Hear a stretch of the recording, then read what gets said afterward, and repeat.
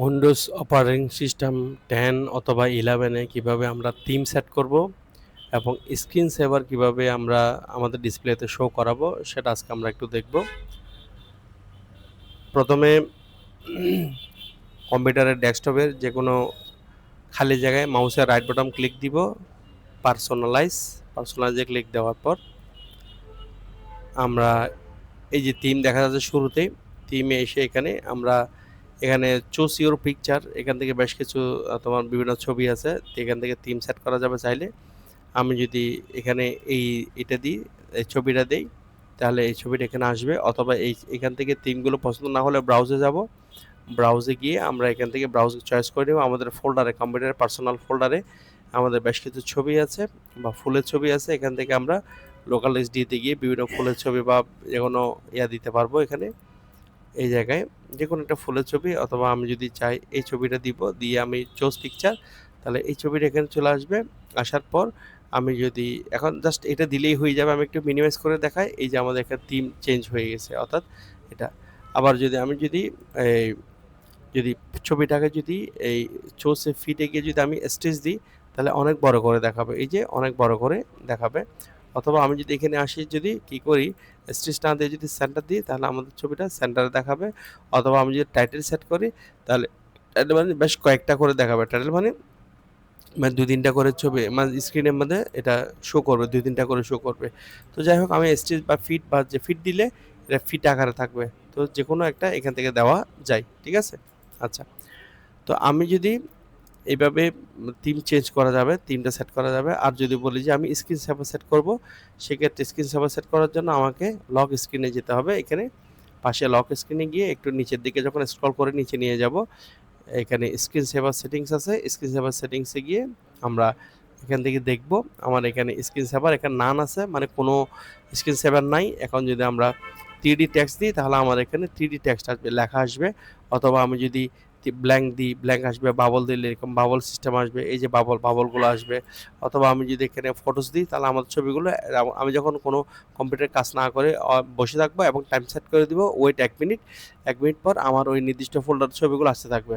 তো প্রথমে আমি লেখা কীভাবে সেট করে সেটা একটু দেখাচ্ছি। 3D টেক্সট এখানে গিয়ে, এখানে 3D টেক্সট দিয়ে সেটিংস দিলাম, সেটিংস দিয়ে এখানে আমি দিলাম ওয়েলকাম টু আইসিএমটি, এরকম দিলাম, বাস। ওয়েলকাম টু আইসিএমটি আমি একটু লিখব, ওয়েলকাম টু আইসিএমটি এভাবে লিখে দিলাম। লিখে এখন এখান থেকে আমরা চুজ ফন্ট, অর্থাৎ লেখার ফন্টটাকে কীভাবে শো করাতে চাই, এখান থেকে অনেকগুলো ফন্ট আছে, যে কোনো একটা ফন্টকে আমরা সেট করে দিলাম। এখান থেকে বোল্ড করলাম, এইভাবে থাকবে আমার লেখাটা, এইভাবে শো করাবে।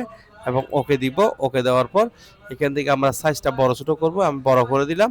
রেজুলেশনটা বাড়ায় কমায় দিব এখান থেকে।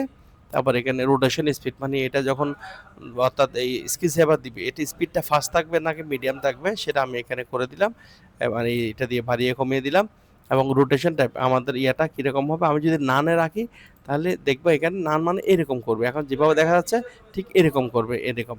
আর যদি বলি না, আমি নান না, আমি এটা দিব যে সিস, সিস দিয়ে যদি আমরা কি করি, এখানে এসে আমি ওকে দিলে আমার একটা সিসো স্টাইল এইরকম করবে, এই যে এইভাবে করতে থাকবে। আমি যদি বলি আমি এখানে সিসো না দিয়ে আমি যদি এখানে স্পিন দিই, তাহলে আমাদের এখানে স্পিন আকারে করবে, এখানে এই যে স্পিন আকারে, এই যে স্পিন। তো যাই হোক, আমরা এখান থেকে কি করলাম, জাস্ট এখান থেকে এসে সুসপন্ডটা দেখিয়েছি, এখানে এসে আমি নান করে দিলাম। নান করে আমরা যখন ওকে দিব, এবং এখানে ফাইনালি অ্যাপ্লাই দিয়ে দিব, অ্যাপ্লাই দিয়ে ওকে দিয়ে আমি কম্পিউটার যখন কাজ করব না, এখানে ওকে দিব। ওকে দিয়ে যখন আমি এইভাবে ওয়েট থাকবো, বসে থাকবো কিছুক্ষণ, কাজ মাউসটা যখন আলাদা করবো না, ধরবো না, টাচ করবো না, অটোমেটিকলি এটা স্ক্রিন সেভার চলবে। আর সাথে সাথে দেখতে চাইলে, সাথে সাথে যদি আমি দেখতে চাই, তাহলে আমাকে যে কাজটা করতে হবে, রাইট বাটন পার্সোনালাইজ, এখানে এসে লক স্ক্রিনে যাব আমরা একটু, এই যে লক স্ক্রিনে যাব। লক স্ক্রিনে গিয়ে সাথে সাথে যদি জিনিস দেখতে চাই, তাহলে স্ক্রিন সেভার সেটিংসে গিয়ে আমরা কি করব, এই যে যেটা দিয়েছি সেটা সাথে দেখার জন্য প্রিভিউ যাব। প্রিভিউতে দিলে এই যে এরকম করবে, ওয়েলকাম টু আইসিএফটি, এভাবে আমাদের এটা শো করবে, ঠিক আছে? এভাবে আমাদের এটা দেখাবে। আর কিবোর্ড আমরা যখন মাউসটা ধরবো অথবা কিবোর্ড থেকে এসকেপ বাটন চাপ দিব, তখন এটা আমাদের পূর্বের অবস্থায় কী করবে, ফিরে আসবে।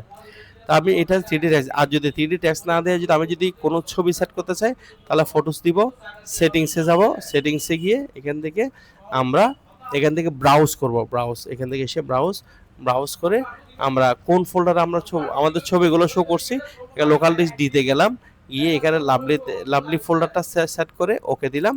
ওকে দেওয়ার পর এখানে এসে এটা ফার্স্ট কি খুব দ্রুত দেখাবে নাকি মিডিয়াম করে দেখাবে, আমি যদি ফার্স্ট দিই তাহলে এখানে আমি সেভ দিলাম, এবং সাথে সাথে দেখার জন্য মানে প্রিভিউ দিবা, আর না হলে অ্যাপ্লাই ওকে দিয়েও 1 মিনিট যখন তুমি কাজ করবে না তখন এটা অটোমেটিক চলতে থাকবে।